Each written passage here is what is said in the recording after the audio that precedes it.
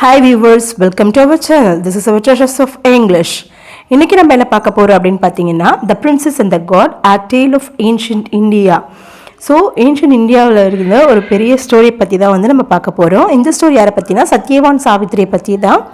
எப்படி வந்து சத்யவான் சாவித்திரியை வந்து மேரேஜ் பண்ணிக்கிறாங்க அப்படின்றத பற்றியும், எப்படி வந்து சாவித்ரி மேம் வந்து சத்யவானோட உயிரை வந்து யம தர்மராஜா கிட்ட இருந்து காப்பாற்றுறாரு அப்படின்றது தாங்க இந்த ஸ்டோரி. சரி வாங்க இன்னைக்கு வீடியோக்குள்ளே போகலாம். இந்த ஸ்டோரி வந்து the princess and the God. பிரின்சஸ்னா இளவரசி, காட்னா கடவுள். ஸோ இளவரசியும் கடவுளும். ஸோ ஏன்ஷியன்ட் இந்தியாவில் இருந்த ஒரு ஸ்டோரி தான். இதை வந்து யாரை சொல்லியிருப்பாங்க மறுபடியும் அப்படின்னு பார்த்தீங்கன்னா ஹேரன் ஷெப்பர்ட். ஃபர்ஸ்ட் வந்து இது வந்து ஒரு பிக்சர் புக்காக வந்து பப்ளிஷ் பண்ணாங்க. அதோட நேம் வந்து Savitri, A Tale of Ancient India. யார் வந்து பப்ளிஷ் பண்ணாங்க அப்படின்னு பார்த்தீங்கன்னா ஆல்பர்ட் பிட்மன். எந்த இயரில் அப்படின்னு பார்த்தீங்கன்னா 1992 மார்ச் அண்ட் க்ரோ இலினியஸில் வந்து பப்ளிஷ் பண்ணாங்க. இதை வந்து என்ன பண்ணாங்கன்னா ரீஇஷ்யூ பண்ணி princess of India and ancient deal bar sky hope ப்ரெஸ்ஸில் வந்து பெல்லிங்ஹாமில் வாஷிங்டனில் 2022 அதாவது 2020 மறுபடியும் வந்து பப்ளிஷ் பண்ணாங்க. இந்த வந்து எதை பற்றின ஸ்டோரி அப்படின்னு பார்த்தீங்கன்னா இந்தியாவில் வந்து எந்த மாதிரியான லைஃப்ஸ் எல்லாம் வந்து முன்னால் இருந்த இந்தியாஸ் வந்து எப்படி வந்து லீட் பண்ணாங்க அப்படின்றது தாங்க இந்த ஸ்டோரி. இது வந்து ஒரு அரசர் இருப்பார், அவருக்கு நிறைய ஒய்ஃப்ஸ் இருப்பாங்க. ஆனால் எந்த ஒரு ஒய்ஃப்லையுமே வந்து அவருக்கு வந்து குழந்தையே இல்லை. அதனால் அவர் என்ன பண்ணுவார் அப்படின்னு பார்த்தீங்கன்னா காலையில் மாலையிலன்னு சொல்லிட்டு ஒரு 18 வருஷமாக வந்து கடுங்காவல் தவம் புரிகிறாரு. எதுக்காகன்னா அவருக்கு வாரிசு வேணும் அப்படின்றதுக்காக. அவர் என்ன பண்ணுவாருன்னா அவரோட அரண்மனையிலே பலிபீடம்னு ஒரு பிளேஸ் இருக்கும். அந்த இடத்துல வந்து ஃபயரை உருவாக்கி அந்த நெருப்பில் வந்து என்ன பண்ணுவார்னா சுற்றி கடுங்காவல் தவம் புரிவார், அவருக்கு வாரிசு வேணும் அப்படின்றதுக்காக. இவருடைய இந்த 18 வருஷ கடுங்காவல் தவத்தை புரிஞ்சுக்கிட்டு அந்த நெருப்புல இருந்து ஒரு அக்னி ஒரு தீப்பொறி மாதிரி ஒரு தேவதை வராங்க. அந்த தேவதை தான் வந்து சொல்கிறாங்க, நான் வந்து சூரியனுடைய மக, நீங்கள் பண்ண இந்த தவத்தை கண்டு நான் மெச்சணும், அதனால் உங்களுக்காக வந்து ஒரு மகளை வந்து கொடுக்குறோம் உங்கள் அரண்மனைக்காக அப்படின்னு சொல்லிட்டு அவங்க மறைஞ்சிட்றாங்க. அதுக்கப்புறமா கொஞ்சம் மாதம் கழிச்சு அவருக்கு வந்து ஒரு அரசருக்கு வந்து அவருக்கு பிடிச்ச ஒரு மனைவி மூலயமா வந்து அரசியின் மூலயமா வந்து ஒரு பெண் குழந்தை பிறக்கிறா. அந்த பெண் குழந்தைக்கு வந்து சாவித்ரி அப்படின்ற நேம் வந்து வைக்கிறாங்க. அதுக்கப்புறம் சாவித்ரி வந்து எப்படி இருக்கா அப்படின்னா அக்னி மூலயமா உருவாகிறதுனாலையும் சூரியனுடைய அந்த வாரிசு மூலயமா உருவாகிறதுனாலையும் அவளுடைய கண்கள், அவளுடைய தோற்றம் எல்லாமே எப்படி இருக்கும்னா ரொம்ப அந்த தீப்பொறி மாதிரி இருக்கும். அவளோட முகம்லாம் பிரகாசமாக இருக்கும். சாவித்ரி வந்து ரொம்ப அழகாக இருப்பாள் பார்க்கவே. அவளும் வந்து தெய்வ பக்தி நிறைஞ்சவளாக தான் இருப்பாள். அவளை பார்த்ததுமே வந்து எல்லாருமே என்ன பண்ணுவாங்கன்னா அவ்வளோ ஆச்சரியமாக பார்ப்பாங்க. ஸோ அவளோட அந்த பிரகாசத்தையும் அவளோட கண்களையும் அந்த தீப்பொறியையும் பார்த்து யாருமே வந்து அலட்சியப்படுத்த மாட்டாங்க. அந்த அளவுக்கு அவள் மேலே ஒரு பயபக்தியோடு இருப்பாங்க. சாவித்திரிக்கு வந்து ஒரு பருவ வயசு அடையுது, அதாவது அவளுக்கு கல்யாணம் பண்ணணும் அப்படின்னு சொல்லிட்டு அவருடைய அப்பா அந்த அரசர் வந்து முடிவு பண்ணுவார். ஆனால் சாவித்திரியுடைய அந்த தோற்றமும் அவருடைய கண்கள் வந்து பிறக்கக்கூடிய அந்த தீப்பொறி அந்த பிரகாசத்தை பார்த்து யாருமே வந்து சாவித்திரியை வந்து கல்யாணம் பண்ணிக்கிறதுக்கு வந்து முன்வர மாட்டாங்க. இதனால் சாவித்திரியோட அப்பா அந்த அரசருக்கு வந்து ரொம்பவே வந்து கவலையாக இருக்கும். அதனால் அவர் என்ன பண்ணுறாரு அப்படின்னு பார்த்தீங்கன்னா அதாவது சாவித்திரியை வந்து வெளியில் வந்து அனுப்பி வைக்கிறாரு ஒரு ஹெர்மிட்டேஜ்னா வந்து இந்த குருகுலம் சொல்லுவாங்க இல்லைங்களா, அங்கெல்லாம் அனுப்பி வைக்கிறாரு.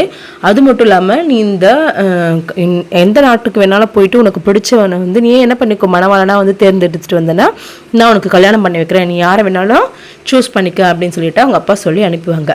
அப்போ சாவித்ரிமா போக சொல்ல தான் ஒரு ஹெர்மிட்டேஜ் ஒரு குருகுலத்தில் போக சொல்ல அங்கே ஒரு பர்சனை வந்து பார்ப்பாங்க. அந்த பர்சன் வந்து யார் அப்படின்னு பார்த்தீங்கன்னா ஒரு வயதான கண்ணுக்கு தெரியாத ஒரு வயதான ஒருத்தருக்கு வந்து கையை பிடிச்சி கூட்டிகிட்டு வருவார்.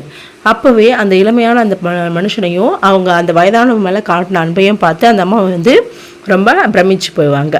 அதுதான் யார் அப்படின்னு பார்த்தீங்கன்னா நம்ம சத்யவான், இந்த ஸ்டோரியோட ஹீரோ. அது வழி நடத்துகிற அம்மா கிட்ட கேட்பாங்க. அவங்க சொல்லுவாங்க அவர் தான் வந்து சத்யவான், அவங்களுடைய அப்பா தான் வந்து கூட்டிகிட்டு வராரு, கிங்டம் எல்லாத்தையும் இழந்துட்டு இப்போ இந்த ஆசிரமத்தில் இருக்காங்க அப்படின்னு சொல்லிட்டு சொல்லுவாங்க. சொன்னதுக்கப்புறமா வந்து சாவித்ரி அம்மா வந்து டிசைட் பண்ணிவிடுவாங்க இவரை தான் நம்ம என்ன பண்ணணும் கல்யாணம் பண்ணிக்கணும் அப்படின்னு சொல்லிட்டு. அதுக்கப்புறம் சாவித்ரி வந்து வீட்டுக்கு வந்து ரொம்ப முழு திருப்தியோடு போவாங்க. அங்கே அரண்மனைக்கு போனதும் அவங்க அப்பா வந்து நாரதர்கிட்ட வந்து பேசிக்கிட்டு இருப்பார். அந்த நாரதர் வந்து பேசிகிட்டு இருந்ததுமே வந்து அவங்க அரசர் வந்து கேட்பார் சாவித்ரி கிட்ட, உனக்கு பிடிச்ச மணவாளனை நீ பார்த்தியா அப்படின்னு சொல்லிட்டு.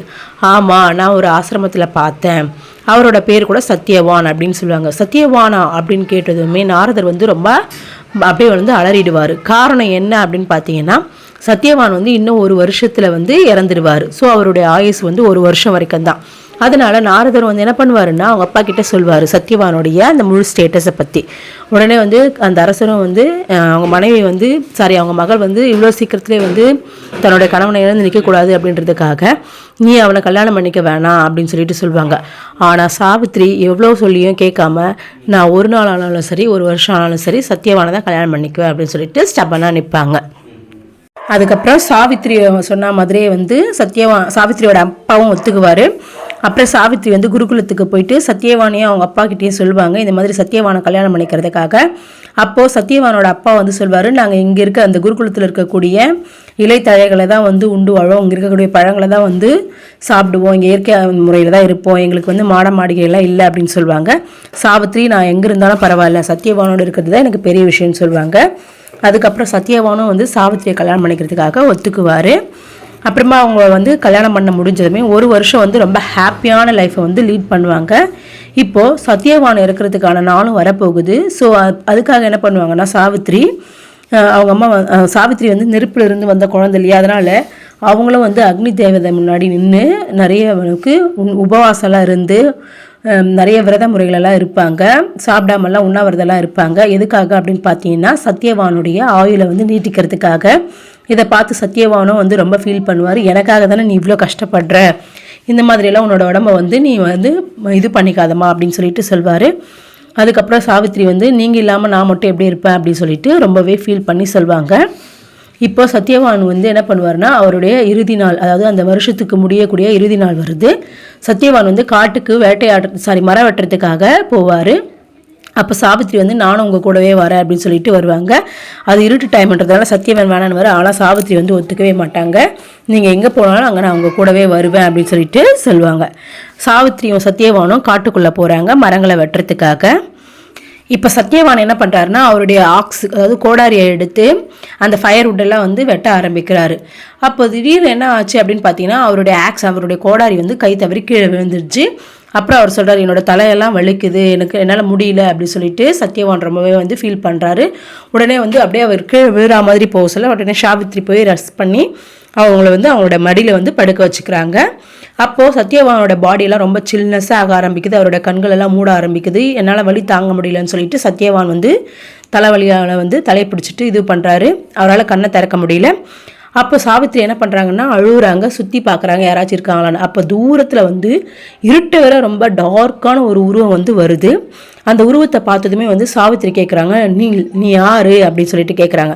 அதுக்கு அவங்க சொல்கிறாங்க, நான் தான் யமன், நான் வந்து எதுக்காக இங்கே வந்திருக்கேன் அப்படின்னு பார்த்தீங்கன்னா சத்யவானுடைய உயிரை வந்து எங்களுடைய யமலோகத்துக்காக எடுத்துகிட்டு போகிறதுக்காக தான் இங்கே வந்திருக்கேன் அப்படின்னு சொல்லிட்டு சொல்கிறாரு. அப்போ சாவித்திரி சொல்கிறாங்க, இல்லை நான் என்னுடைய புருஷனை வந்து உங்களுக்கு கொடுக்க மாட்டேன் அப்படின்னு சொல்லிட்டு நிற்கிறாங்க. நீ வந்து என்ன இது தடுத்தாலும் முடியாது, ஏன்னா சத்யவானோட வாழ்நாள் வந்து முடிஞ்சிடுச்சு, நான் அதனால் அவருடைய உயிரை வந்து எங்களோட யமலோகத்துக்கு கூட்டிகிட்டு போவேன் அப்படின்னு சொல்லிட்டு சொல்கிறாங்க. சாவித்திரிமா எவ்வளவோ போராடுறாங்க, ஏமா நீங்கள் கொண்டுட்டு போகிறது வந்து என்னோட உயிரை தயவு செஞ்சு திருப்பி கொடுத்துருங்க அப்படின்னு சொல்லிட்டு கேட்குறாங்க. ஆனால் யம தர்மராஜா ஒத்துக்கவே மாட்டார். கடைசியில் வந்து சத்யவானோட கண்களெல்லாம் மூடிடுது, அவரோட கைகளெல்லாம் வந்து சில்லுன்னு ஆயிடுது. யம தர்மராஜா என்ன பண்ணுறாருன்னா சத்யவானோட உயிரை வந்து அவருடைய பாசக்கயிறில் எடுத்துட்டு எருதில் வந்து ஏறி போயிட்டே இருக்காரு. அப்போ போயிட்டே இருக்கும்போது திடீர்னு திரும்பி யாரோ வரா மாதிரி தெரியுது. யார் அப்படின்னு பார்த்தீங்கன்னா அது சாவித்திரி பின்னாடியே தொடர்ந்து வராங்க. அப்புறம் யம தர்மராஜா சொல்கிறாரு, நீ வந்து எதுக்காகமா என்னை பின்னி தொடர்ந்து வர, என்னோட பணி வந்து நிறைவேஞ்சிருச்சு, நீ எல்லாம் வந்து என்ன பண்ணக்கூடாதுன்னா என் கூட வரக்கூடாது, அதனால் நீ அங்கேயே இருந்துக்கோ அப்படின்னு சொல்லிட்டு சொல்கிறாங்க. அதுக்கப்புறமா அவங்க என்ன பண்ணுறாங்க அப்படின்னு பார்த்தீங்கன்னா சாவித்திரிமா, இல்லை நீங்கள் எடுத்துகிட்டு போகிறது வந்து என்னோட உயிரை, நான் எப்படி வந்து சும்மா இருக்க முடியும், என்னால் அமைதியாக இருக்க முடியாது அப்படின்னு சொல்லிட்டு சொல்கிறாங்க. யம தர்மராஜா எவ்வளோ சொல்லியுமே வந்து சாவித்திரி வந்து கன்வின்ஸ் ஆகவே இல்லை. அதுக்கப்புறம் மறுபடியும் யம தர்மராஜா சொல்கிறார், சரிம்மா நீ என் கூடவே வர, உனக்கு என்ன வேணும்னு கேளு, நான் அதை உனக்கு தரேன் அப்படின்னு சொல்லிட்டு கேட்குறாங்க. ஆனால் உன்னுடைய ஹஸ்பண்ட், அதாவது சத்யவானோட உயிரை தவிர மீதி எது வேணாலும் கேளு அப்படின்னு சொல்லிட்டு சொல்கிறாங்க. அப்போ தான் வந்து சாவித்திரி என்ன சொல்கிறாங்க அப்படின்னு பார்த்தீங்கன்னா, என்னுடைய மாமனார் அதாவது சத்யவானோட அப்பா இழந்த கிங்டமை வந்து திருப்பி கொடுங்க அப்படின்னு சொல்லிட்டு கேட்குறாரு, அதுதான் எங்களுக்கு வேணும் அப்படின்றாங்க. அப்போது யம தர்மராஜாவும் சரிம்மா உன்னுடைய மாமனார் அதாவது உன்னுடைய ஃபாதர் இன்லாவுடைய கிங்டம் வந்து திரும்பி வந்து அவருக்கே வந்துடும் அப்படின்னு சொல்லிட்டு அவர் மறுபடியும் வந்து சத்யவானோட உயிரை வந்து தன்னுடைய பாசக்கயிறில் எடுத்துகிட்டு போயிட்டே இருக்காரு சொல்லி முடிச்சுட்டு. அதே மாதிரியே வந்து சாவித்திரியோடைய மாமனார் இருக்கார் இல்லைங்களா, அவருடைய கிங்டமும் அவருக்கு திரும்ப வந்து கிடச்சிடுது. மறுபடியும் வந்து யமதர்மராஜா போயிட்டே இருக்க சொல்ல திரும்பி நிறைய நதிகள் கடல்கள் எல்லாம் கடந்து போயிட்டு இருக்காரு. திரும்பி பார்த்தா மறுபடியும் யாரோ பின்தொடர்ந்து வரா மாதிரி தெரியுது. அது வேற யாரும் இல்லை, நம்ம சாவித்திரி தான். மீண்டும் வந்து யாரை தொடர்ந்து வராங்கன்னா யமதர்மராஜாவை தொடர்ந்து வராங்க. அந்த வழியில் இருக்கக்கூடிய அந்த முள், அந்த செடி கொடிகள், அந்த நதிகள் எல்லாம் கடந்து வந்து சாவித்திரி போயிட்டே இருக்காங்க. அப்போ அந்த முள்ளெல்லாம் வந்து யாரை கிழிச்சிடும் அப்படின்னு பார்த்தீங்கன்னா சாவித்திரி மாதாவை வந்து கிழிச்சிடும். அங்கங்கே கிழிஞ்சிடும், அடிபட்டுடும். அப்போ மறுபடியும் திரும்பி பார்த்து யமதர்மன் சொல்வார், நீ ஏமா உன்னோட உடலை வருத்திக்கிட்டு இவ்வளோ காயங்களோட மறுபடியும் என்னை பின்தொடர்ந்து வர, நீ அதெல்லாம் நினச்சி கவலைப்படாத, நான் சத்தியவான என்னுடைய யமலோகத்தில் ரொம்ப நல்லாவே வந்து பார்த்துக்குவேன், அவருக்கு எல்லா விதமான ஹாப்பினஸையும் கொடுப்பேன், நீ திரும்ப வந்து உன்னுடைய வீட்டுக்கு போகுமா அப்படின்னு சொல்லிட்டு, உன்னை வந்து எங்கே கூப்பிட்டு போகக்கூடாது, யமலோகத்துக்கு வந்து கூட்டிகிட்டு போகக்கூடாது, அது எனக்கு வந்து உரிமை கிடையாது, அதனால் நீ போயிடுமா அப்படின்றாங்க. ஆனால் இப்போவும் வந்து சாவித்திரி வந்து சொல்கிறாங்க, நீங்கள் எவ்வளோ ஹாப்பினஸை வந்து உங்களுடைய கிங்டமில் வந்து என்னுடைய சத்தியவான் கொடுப்பீங்க, ஆனால் என்னுடைய ஹாப்பினஸ்ஸே யார் தான், என்னுடைய புருஷனான சத்தியவான் தான், அவரை நீங்கள் எடுத்துகிட்டு போகிறீங்களே, அப்போ எனக்கு எப்படி ஹாப்பினஸ் கிடைக்கும் அப்படின்னு சொல்லிட்டு சொல்கிறாங்க.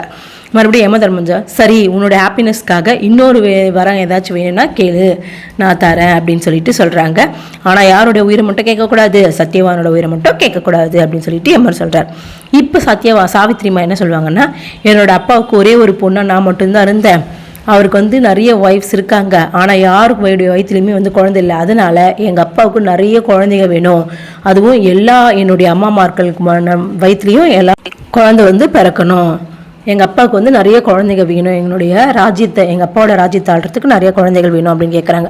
அதுக்கு யமதர்மராஜாவும் சரி அப்படியே ஆகட்டும், உங்கள் அப்பாவுக்கு உங்கள் அம்மாவுக்கும் எல்லா அம்மாங்களுக்கும் வந்து குழந்தைங்களை தரேன் அப்படின்னு சொல்லிட்டு சொல்கிறாரு. நீ திரும்ப வீட்டுக்கு போமா அப்படின்னு சொல்லிட்டு மறுபடியும் யமதர்மராஜா வந்து யமலோகத்தை நோக்கி போயிட்டுருக்காரு, சத்தியவானோட உயிரை எடுத்துக்கிட்டு. இப்போவும் வந்து யாரோ ஒருத்தவங்க பின்னாடி தொடர்ந்து வர மாதிரியே தெரியுது. அவரும் எல்லா இடத்தையும் கடந்து திரும்ப பார்த்தா மறுபடியும் யார் வந்து நிற்கிறாங்கன்னா சாவித்திரிமா.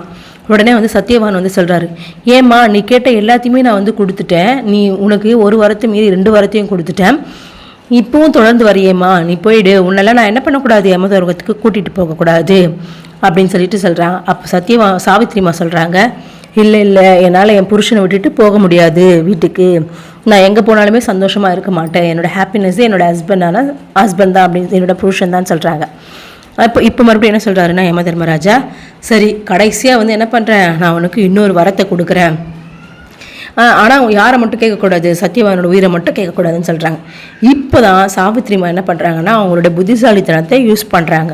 என்ன சொல்கிறாங்கன்னா, சரி யமதர்மராஜா, எனக்கு வந்து என் புருஷனோட உயிர் வேணாம், ஆனால் நான் வந்து நிறைய பிள்ளைங்களை வந்து பெற்றுக்கணும், நிறைய குழந்தைகளை வந்து பெற்றுக்கணும், நல்லா சந்தோஷமாக வாழணும், ஆனால் என்னோட எல்லா குழந்தைகளுக்குமே தந்தையா யார் இருக்கணும், சத்தியவான் தான் இருக்கணும் அப்படின்னு சொல்கிறாங்க.